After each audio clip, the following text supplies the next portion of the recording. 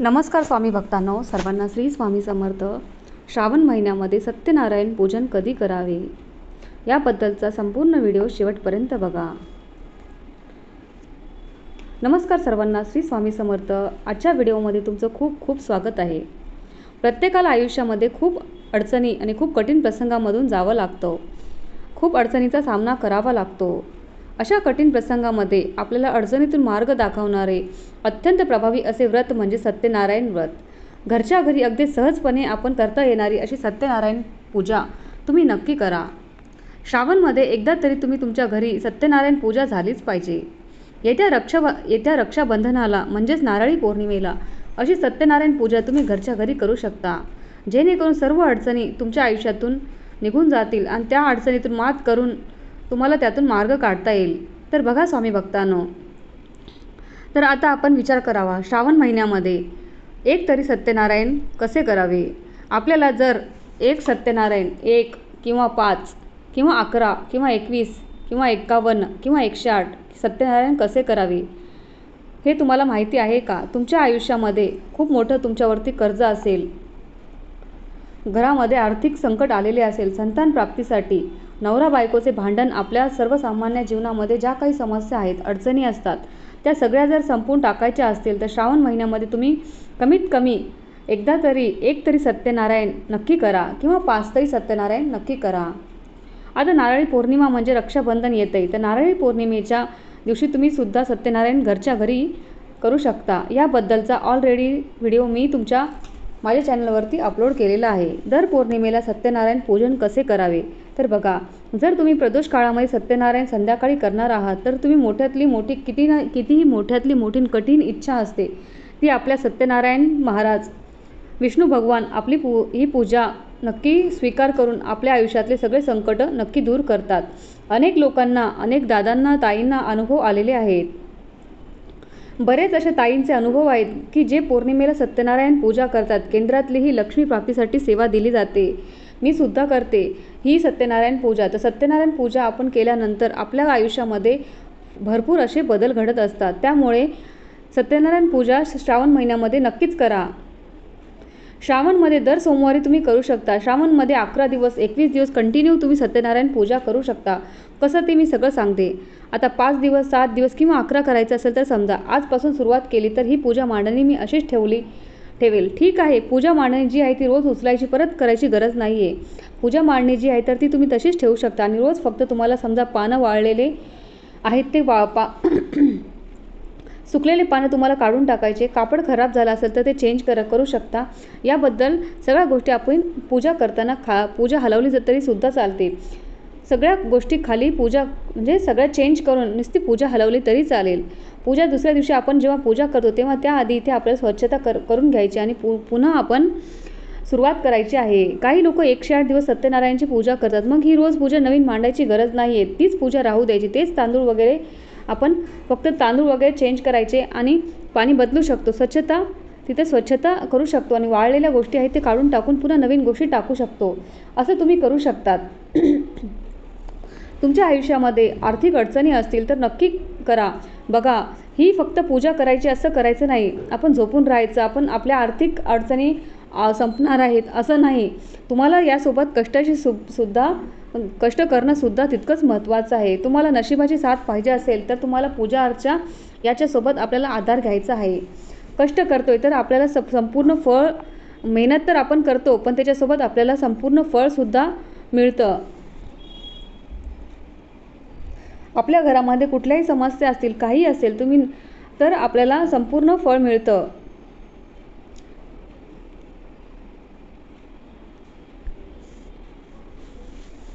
श्रावणमध्ये प्रत्येक दिवस हा महत्त्वाचा असतो. त्यामुळे तुम्ही हे सत्यनारायण करा. बघा, तुम्ही सोमवारी पण करू शकता, रक्षाबंधनला पण करू शकता. श्रावणमध्ये एक तरी सत्यनारायण नक्की करावं. श्रावणमध्ये पौर्णिमा पण आहे. मनापासून तुम्ही सत्यनारायण नारळी पौर्णिमेच्या दिवशी, रक्षाबंधनच्या दिवशी तुम्ही नक्की करू शकता. हा दिवस खूप छान आहे. आता मी तुम्हाला पटकन पूजा मांडणी कशी करायची तर ती तुम्हाला सांगते. एक पाट घ्यायचा आहे, त्याच्यावरती वस्त्र अंथरायचं आहे. पांढऱ्या रंगाचं छान वस्त्र अंथरायचं. रांगोळी काढून घ्यायची. रांगोळी काढल्यानंतर तुम्हाला पाट ठेवायचा. त्याच्यानंतर त्या पाटावरती व्हाईट रंगाचं, पांढऱ्या रंगाचं वस्त्र अंथरून घ्यायचं. कुठल्याही पूजामध्ये आपण जेव्हा पूजा करतो कुठल्याही पूजामध्ये रांगोळीचं खूप अनन्यसाधारण महत्त्व आहे. त्यामुळे आपल्या घरामध्ये सकारात्मक वातावरण निर्माण होतं. आता बघा, रांगोळी टाकल्यानंतर एक पाट ठेवतो. पाट ठेवल्यानंतर त्याच्यावरती पांढरं वस्त्र अंथरून घ्यायचं आणि नंतर सर्वप्रथम आपण दिवा लावून घ्यायचा. दिवा अगरबत्ती लावून घ्यायची आणि सत्यनारायण पूजेचं जे विधी आहे, पुस्तक आहे, ते तुम्ही मागून घ्या. केंद्रामध्ये केंद्रानुसार आपण सत्यनारायण पूजा करायची आहे. त्यामुळे 30 रुपयाचं पुस्तक किंवा 50 रुपयापर्यंत हे पुस्तक तुमच्याकडं केंद्रामध्ये मिळू शकतं. या पुस्तकामध्ये सगळी माहिती दिलेली आहे. आपण सत्यनारायण कसं करायचं बघा. जो संकल्प आहे तो संकल्प आपल्याला घ्यायचा आहे. संकल्प हा आपल्याला पहिल्या दिवशी करायचा असतो आणि तुम्ही कोणत्या गोष्टीसाठी हा संकल्प करत आहे हे सुद्धा तितकंच महत्त्व आहे. तुमची जी अडचण आहे ते बोलून आपल्याला संकल्प करायचा आहे. सर्वप्रथम पाट मांडून घ्यायचा, त्याच्यावर पांढरे वस्त्र अंतरायचे, दिवा लावून घ्यायचा आणि नंतर सत्यनारायण देवाचा फोटो ठेवायचा आणि आपल्याला संकल्प घ्यायचा आहे. संकल्प घेताना म्हणायचं की आई, हे देवी माता लक्ष्मी, हे सत्यनारायण भगवान, माझ्या आयुष्यातील ही अडचण दूर करण्यासाठी मी 5 किंवा 7 सत्यनारायण करणार आहे. तसं तुम्हाला बोलून दाखवायचं आहे. असं संकल्प घ्यायचा आहे. तितके दिवस तुम्ही पूजा मांडणी तशी ठेवायची आहे. आता बघू तुम्ही कसं करताय. तोपर्यंत तुम्ही दिवा लावून अखंड दिवा लावायची गरज नाही आणि आपण 5 दिवस, 7 दिवस, 11 दिवस करणार आहे. तर यामुळे तुम्हाला सकाळी दिवा लावला तरी चालेल. तो दिवा तुमचा 3 ते 4 तास जरी चालला तरी बस होईल. पूजेला अगदी अर्धा पाऊणच तास लागणार आहे, पण दिवा कमीत कमी 3 ते 4 तास चालावा इतकी काळजी तुम्ही नक्की घ्या. आता सत्यनारायण पूजेसाठी मी तुम्हाला काय काय वस्तू लागतात ते सांगणार आहे. आता बघा, आपल्याला फुलं लागतात, तुळशीपत्र लागतात, तांदूळ असेल तर तांदूळ किंवा गहूसुद्धा लागतात. तुम्हाला जे असेल ते बघा. पण आणि विड्याची पानं लागतात, केळी लागतात आणि सव्वा पावशेर रवा, प्रसादाचा शिरा, जो म्हणजे आपण थोडंसं रव्याचा प्रसाद करून दाखवला तरी चालेल. सत्यनारायण पूजेला शिराच्या प्रसादाला अतिशय महत्त्व असतं. यामुळे हा जो प्रसाद आहे तो आपल्याला घरातच खायचा आहे आणि घरातील बाहेरच्या व्यक्तीला कोणाला देऊ नये. बघा, आपले सासू सासरे दीर जे कोणी आहे सासरचे असतील ते तुमच्या कुळात, म्हणजे तुम्ही जर एकत्र राहत असेल तर ते लोक प्रसाद खाऊ शकतात. बाकी बाहेरच्या लोकांनी किंवा तुमच्या माहेरच्यांनी सुद्धा खाल्लेलं चालणार नाही. ठीक आहे, माहेरच्यांनी प्रसाद खाल्लेलं चालत नाही, कारण बऱ्याच अशा कमेंट येतात की ताई, माझ्या आईवडिलांनी खाल्ला तर चालेल का? नाही, आपण लग्न झाल्यावर त्यांचे राहत नाही, आपण परके होऊन जातो. तसे हे इतक्या गोष्टी नक्की लक्षात ठेवायच्या आहे. फार काही नियम नाही आहे. मासिक धर्म जर आला तर 21 दिवस करतायत, तर तेवढे दिवस वगळून परत केसावरून डोकं धुवून तुम्ही हे कंटिन्यू ही सेवा तुम्ही करू शकता. आता दर पौर्णिमेला तुम्ही सत्यनारायण नक्की करत जाय. खरंच याचे खूप फायदे आहेत. आणि दुसरी शक्यतो गोष्ट म्हणजे पूजेची वेळ आहे ती सारखी ठेवा. तुम्ही थोडंफार इकडे तिकडे झालं तरी चालेल, पण लहान बाळ आहे, कोणी कधी पाहुणे आले तर एखाद्या वेळेस ठीक आहे, पण शक्यतो रोज एकाच वेळी सत्यनारायण करण्याचा प्रयत्न करा. ब्रह्मचर्याचे पालन वगैरे असं काहीही नियम नाही. यासाठी फक्त एकच नियम आहे, तो म्हणजे मांसाहार आपल्या घरामध्ये करायचा नाही. आणि सर्वात महत्त्वाचा नियम, बाकी कांदा लसूण खायचं नाही. व सर्वात महत्त्वाचा म्हणजे खूप कमेंट येतात, कांदा लसूण खायचं नाही वगैरे, असं काही नियम नाही आहे. आता या सगळ्या गोष्टी पुस्तकामध्ये दिलं, त्यामध्ये आपल्याला पूजा कशी करायची, पूजेमध्ये मी काय केलेलं आहे, या सगळ्या गोष्टी मी पहिले तुम्हाला सामान इथे साहित्य दाखवते. सत्यनारायण भगवानचा फोटो आपल्याला लागेल, बाळकृष्णाची मूर्ती लागेल, तांब्याचा कलश आणि तामान, सुपारी, विड्याचे पान, तांदूळ, आंब्याचे डहाळे. याच्या चारही बाजूला तुम्हाला आंब्याचे डहाळे लावायचे. चारही बाजूला मिळाले तर नक्की लावा. यातली एखादी गोष्ट नाही म्हणून सत्यनारायण पूजा करायची नाही असं प्लीज करू नका. कारण काय होतं, तुम्ही पूजा करण्याच्या अगोदर याच्यानंतर गहू घ्यायचे आणि त्याच्यानंतर अष्टगंध, अगरबत्ती, कापूर, निरंजन, फुले, प्रसादासाठी तुम्हाला शिरा. आता एका चौरंगावर मी पांढरे वस्त्र अंथरून घेणार आहे. खाली तुम्हाला रांगोळी टाकून घ्यायची आहे. नंतर आपण चौरंग किंवा पाट ठेवायचा आहे.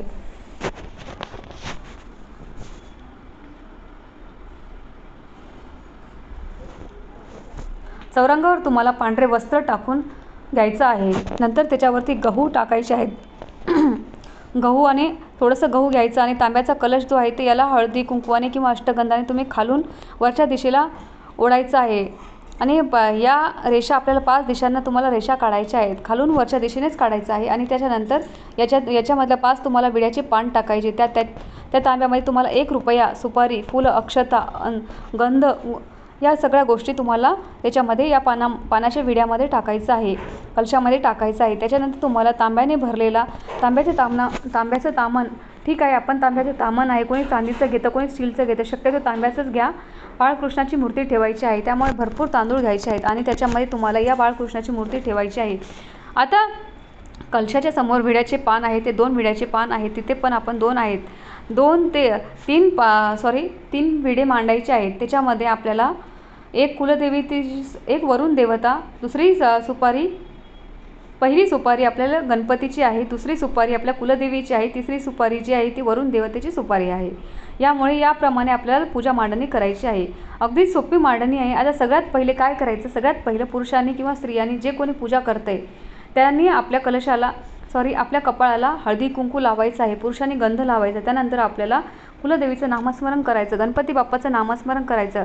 पूजेसाठी हा भरून घेतलेल्या कलशामध्ये आपल्याला गंध, अक्षता, फूल टाकायचं आहे आणि कळशाला नमस्कार करायचा. आता हे सगळ्यात पहिले आपण गणपती बाप्पाची पूजा करणार आहोत. तर चौरंगावर या सुपारी सगळ्यात उजव्या साईडची, चौरंगाची उजव्या बाजूची पहिली क्रमांकाची गणपतीची सुपारी आहे. याला आपण हळदी कुंकू अगदी संस्कृतमध्ये म्हणत मंत्र म्हणायची गरज नाही आहे.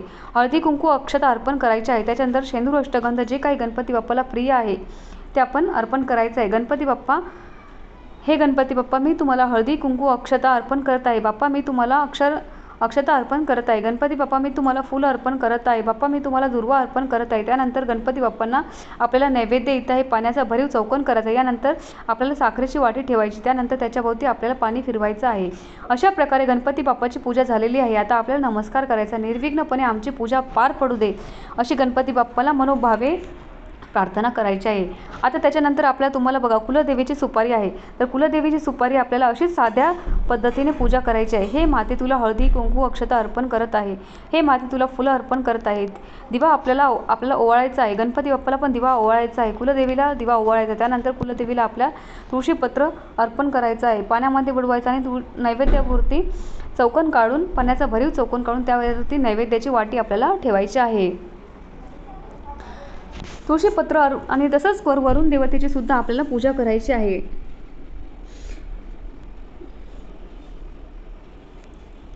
हे वरुण देवता मी तुम्हाला हळदी कुंकू अक्षता अर्पण करत आहे. वरुण देवता मी तुम्हाला फुलं गंध अर्पण करत आहे.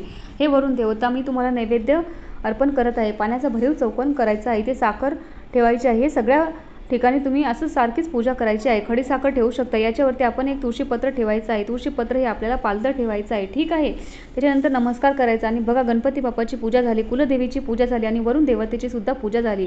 आता या सुपाऱ्या आहेत ना, ते एका कागदावर नावं लिहून ठेवायच्या. गणपतीची सुपारी, कुलदेवीची सुपारी आणि वरुण देवतेची सुपारी. प्रत्येक वेळेस प्रत्येक सत्यनारायणला ह्याच सुपाऱ्या अशाच पद्धतीने आपल्याला अशा वापरायच्या आहेत. मेन म्हणजे काय तर बाळकृष्णाची जी आपण पूजा करतो. आता सगळ्यात पहिला हा सत्यनारायण भगवानचा फोटो आहे. तो इथे सगळ्या गोष्टी तुम्हाला हळदी कुंकू अक्षता ज्या आहेत स्वच्छ पुसून घ्यायचा. सत्यनारायण भगवानला हार टाकायचा. हळदी कुंकू गंध अक्षता अर्पण करायचं. त्याच्यानंतर फुलं अर्पण करायची. आता कळशाला आपण एक फूल अर्पण करूया. आता बाळकृष्ण भगवान त्यांना पण आपल्याला हळदी कुंकू अक्षता फुलं अर्पण करायची. त्यांचा जल अभिषेक करायचा. याच्यानंतर अगरबत्ती लावायची, ओवाळायची आणि आता आपल्याला नैवेद्य दाखवायचा आहे. नैवेद्य शिऱ्याचाच लागेल, कारण सत्यनारायण पूजेमध्ये या शिऱ्याला अनन्यसाधारण महत्त्व असतं. पाण्याचा भरीव चौकोन करायचा, त्यावर नैवेद्याची वाटीही ठेवायची आहे. त्याच्यानंतर तुळशीपत्र आपल्याला घ्यायचं आहे आणि आपल्याला पाण्यात बुडवायचे. तीन वेळा याच्यावर पाणी फिरवायचं आहे. बाळकृष्णांना हा नैवेद्य आपल्याला अर्पण करायचा आहे आणि तुळशीपत्र तोडून आपल्याला नैवेद्यावर ठेवायचं आहे, ठीक आहे. अशा प्रकारे आपल्याला नैवेद्य अर्पण केलेलं आहे. आता बघा हे सगळं झाल्यानंतर आपल्याला अध्याय पहिला सुरू होतो. अध्याय 1 ते 5. तर अशी आपल्याला पूजा झाल्यानंतर हे अध्याय आपल्याला वाचून घ्यायचे आहे. तर अशी पूजा सगळी झाल्यानंतर अध्याय 1 ते 5 वाचून शेवटी आपल्याला आरती करायची आहे. हे जे अध्याय आहेत ते अतिशय छोटे छोटे आहेत. संपूर्ण पूजा करून मांडणी करून तुम्हाला हे सगळे अध्याय वाचायला फक्त अर्धा ते पाऊण तास लागेल. आणि हे अध्याय झाल्यानंतर शेवटी बघा आरती आपल्याला सत्यनारायण देवाचीच तुम्हाला बोलायची आहे, म्हणायची आहे. आणि तर अशी ही साधी सोपी पूजा तुम्ही श्रावण महिन्यामध्ये कधी पण करा, श्रावणामध्ये रोज करा. तर पौर्णिमा जी असते त्या पौर्णिमेच्या दिवशी तुम्ही केलं तर संध्याकाळी ही पूजा मांडणी आहे तर तुम्ही अशीच करू शकता. सत्यनारायण पूजेला आपल्या आयुष्यामध्ये खूप महत्त्व आहे. सत्यनारायणची पूजा आपल्या घरामध्ये झालीच पाहिजे. तर अशा या सगळ्या गोष्टी आहेत. त्यामुळे याशिवाय तुम्ही पूजेमध्ये बघा सगळ्या गोष्टींना तुम्ही बेलपत्र जे आहे तर ते तुम्ही सुद्धा अर्पण करू शकता. श्रावणमध्ये पूजा केलेली तर त्यामुळे बेलपत्राशिवाय जी अधुरी आहे, श्रावणमध्ये पूजा केलेली आहे तर त्यामुळे बेलपत्राशिवाय तुम्हाला महादेवाकडून अजून शमीपत्र वगैरे तुम्हाला मिळालं तर ते सुद्धा तुम्ही अर्पण करू शकता. त्यानंतर बाळकृष्णाला तुम्ही तुळशीपत्र अर्पण करायचे आहेत. बघा हे जे तुळशीपत्र जे आहे ते आपल्याला अर्पण करायचे. तशी ही अगदी साधी सोपी पूजा मांडणी आहे. त्यामुळे राहिला प्रश्न दुसरा की तुम्ही एक दिवस पूजा मांडणी करणार आहात किंवा या पूजेचं उत्तर पूजा कशी करायची. तर सगळ्यात महत्त्वाचं हे जे फुलं आहे ते आपल्याला निर्माल्यामध्ये टाकायचे आहेत किंवा तुम्ही एखाद्या झाडाजवळ वाहू शकता किंवा या सगळ्या गोष्टी आहेत ते तुम्ही खाऊ शकता आणि आपण या घरातल्यांनीच खायचं आहे. त्यामुळं पोळी वगैरे त्याच्या पिठामध्ये आपल्याला हे पीठ मिक्स करायचं. हा प्रसाद आपण घरच्यांनीच खायचा आहे आणि हे पण प्रसाद आपण घरच्यांनीच खायचं आहे. आता तुम्हाला मंत्र सांगते. मंत्र म्हणताना तुम्हाला अक्षता व्हायच्या आहेत. या पूजेवर मंत्र यात देवगणः सर्वे पूजा मादाय पर्थिवा इष्टकामे सिद्धतम पुनरागमन असा हा मंत्र म्हणायचा आहे. ठीक आहे. त्यानंतर तुम्हाला बाळकृष्णाची मूर्ती पूजेमध्ये ठेवून तुम्हाला उचलायची आहे. बाळकृष्णाची मूर्ती तुम्हाला जागेवर ठेवायची आहे आणि त्या जागी आपण अक्षता टाकायच्या आहेत. नंतर अगदी साधी सोपी पूजा मांडणी आहे. ही फार काही याला उद्यापन वगैरे असं काही नाही. सांगितल्याप्रमाणे तुम्ही अशीच पूजा करा. अतिशय फलदायी पूजा आहे. श्रावण महिन्यामध्ये असा सत्यनारायण जो आहे तो आपल्या घरच्या घरी झालाच पाहिजे. त्यामुळे अनन्यसाधारण याचं महत्त्व आहे. आपल्या मनातल्या इच्छा ज्या आहेत त्यांना आपण पूर्ण करू शकतो आणि श्रावण महिन्यामध्ये संपूर्ण फळ आपल्याला मिळतं. बघा ही साधी सोपी पूजा मांडणी मी तुम्हाला किती साध्या सोप्या याच्यामध्ये सांगितलं आहे. 100% तुम्हाला अनुभव येतील ही पूजा केल्यानंतर. हा व्हिडिओ तुम्हाला कसा वाटला. जर तुम्हाला हा व्हिडिओ आवडला असेल तर माझ्या चॅनलला लाईक करा, शेअर करा आणि सबस्क्राईब करा. व्हिडिओ आवडला असेल तर नक्की व्हिडिओ संपूर्ण पाहिल्याबद्दल अगदी मनापासून धन्यवाद. श्री स्वामी समर्थ. अवधूत चिंतन. श्री गुरुदेव दत्त.